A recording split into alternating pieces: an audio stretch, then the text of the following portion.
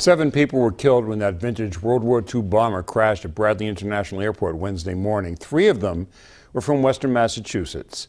22 News reporter Sydney Snow sat down with Joe Roberts, the brother of one of the passengers who lost their lives. Jim Roberts wasn't supposed to take that flight. He was scheduled for the B-17 bomber's 4 o'clock flight, but because of his love of vintage planes, he switched flights. He was just a very caring guy, low-key. He worked hard, had a simple life and just did what he could, and he just cared about people, and he was a good guy, and we're going to all miss him terribly. Joe Roberts lost his youngest brother, Jim, when a World War II B-17 bomber crashed at Bradley International Airport Wednesday morning. For the Roberts family, Wednesday was something from a nightmare. My brother Greg was at work, and he messaged me a picture of a plane crash. I said, oh my God, that's horrible.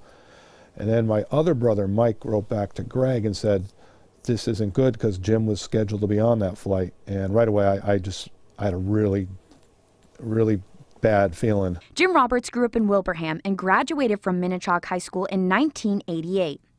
Among Jim's many interests, drawing comics. He had plans to launch his own comic book series.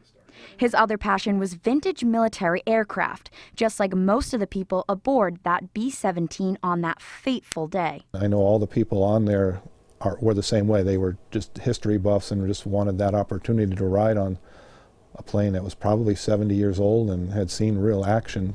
Joe said that they've received an overwhelming amount of support, and it just goes to show what kind of a man Jim was. There's been just a huge amount of outpouring, from Facebook and emails and texts and stuff. I don't think my brother Jim realized how many people he really affected.